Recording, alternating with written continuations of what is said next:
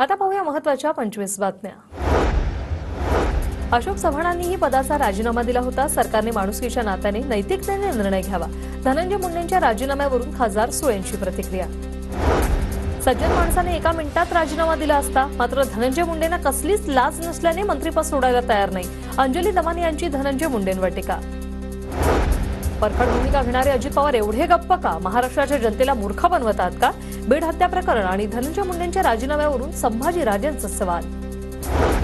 अजित पवार हतबल। अजित पवारांना अजून कोणते पुरावे हवेत? अजित पवार महाराष्ट्राचे नेते असते तर मंत्र्याला मंत्रिमंडळातून वगळलं असतं। धनंजय मुंडेंच्या राजीनाम्यावर संजय राऊतांची प्रतिक्रिया।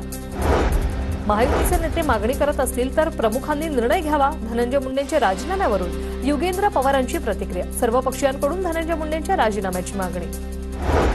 कालच्या बैठकीत अजित पवारांची मुख्यमंत्री फडणवीसांसमोर नाराजी व्यक्त। पुरावे नसतानाही भाजप नेत्यांकडून धनंजय मुंडेंवर आरोप। अजित पवारांनी खंत व्यक्त केल्याची सूत्रांची माहिती।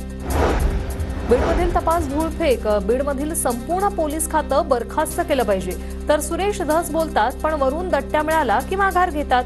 धसांच्या आक्रमक पवित्र्यावर राऊतांची प्रतिक्रिया। संतोष देशमुख हत्येप्रकरणी धनंजय देशमुखांची औरंगाबाद खंडपीठातील याचिका मागे। सध्या सुरू असलेल्या तपासावर समाधानी असल्याचं मत व्यक्त करत याचिका मागे। संतोष देशमुख कुटुंबियांना न्यायासाठी मुख्यमंत्र्यांकडे जावं लागणं हे दुर्दैव। संतोष देशमुख कुटुंबियांना न्याय मिळेपर्यंत आमचा लढा सुरू राहणार। संभाजीराजेंची प्रतिक्रिया। वाल्मी कराडने शरण येताना वापरलेली स्कॉर्पिओ कार केज पोलीस ठाण्यात। कराडने फरार होताना याच कारचा वापर केल्याचा एसआयटीचा कोर्टात दावा। पोलिसांकडून अधिक तपासासाठी स्कॉर्पिओ कार जप्त।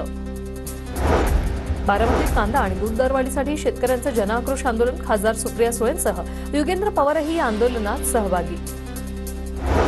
दुधाला प्रति लिटर मागे 40 रुपयांचा भाव मिळावा। शेतकऱ्यांची सरसकट कर्जमाफी झाली पाहिजे। सरकारने दिलेला शब्द पाळावा। सुप्रिया सुळेंची मागणी। अमरावतीत शेतकरी दिव्यांग बांधवांसाठी बच्चू कडूंच्या नेतृत्वाखाली वाडा आंदोलन। बकरी आणि मेंढ्यांचा विभागीय आयुक्त कार्यालयावर मोर्चा। शेतकरी हिंदू नाहीत का? सरकार शेतकऱ्यांचे प्रश्न का सोडवत नाहीये? शेतकऱ्यांचे प्रश्न मार्गी न लावल्यास अधिक तीव्र आंदोलन करू। बच्चू कडूंचा इशारा। अमरावतीत आंदोलन। महादेव जानकर गाढवावर बसून आंदोलनात सहभागी। सरकारने शेतकऱ्यांच्या मालाला हमी भाव, मेंढपाळांना योग्य मानसन्मान द्यावा। महादेव जानकरांची प्रतिक्रिया। नाशिकमधील ठाकरे गटाच्या पदाधिकाऱ्यांची मातोश्रीवर 2 दिवसात बैठक। स्थानिक स्वराज्य संस्थांच्या निवडणुकीच्या पार्श्वभूमीवर बैठक। पक्षातील डॅमेज कंट्रोल रोखण्यासंदर्भात चर्चेची शक्यता। लातूर ते अंबाजोगाई रस्त्यावर महापूर जवळ रास्ता रोको आंदोलन। सोमनाथ सूर्यवंशी आणि सरपंच संतोष देशमुख हत्या प्रकरणी चक्काजाम।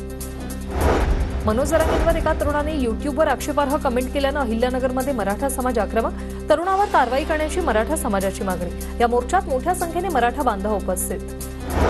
रत्नागिरीच्या शिरगाव ग्रामपंचायतीने बांगलादेशातील जन्मदाखला दिल्याचा प्रकार समोर। मुंबई पोलिसांची नोटीस। ग्रामपंचायत सदस्य ग्रामसेवकाची चौकशी सुरू। मुंबईत अंगडियांवर गोळीबार करणारे 2 जण अटकेत, तर इतर 3 आरोपींचा पोलिसांकडून शोध सुरू। अंगडियांवर गोळीबार करून सोन्याचा मुद्देमाल लंपास केला होता। मुंबई महानगरातील हवेची गुणवत्ता सुधारली। भायखळा, बोरिवली, पूर्वच्या भागांमध्ये बांधकामावर लावण्यात आलेली सरसकट बंदी हटवली। सिंहस्थ कुंभमेळ्याच्या पार्श्वभूमीवर नाशिकमधील गोदाघाट परिसरात रामकाल पथ उभारण्यात येणार।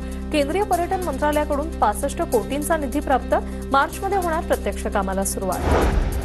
नागपुरात संत्री आणि मोसंबीचं नुकसान झालेल्या शेतकऱ्यांना मदत वाटपास सुरुवात। संत्री, मोसंबी, बुरशी रोगाच्या प्रादुर्भावामुळे नुकसान।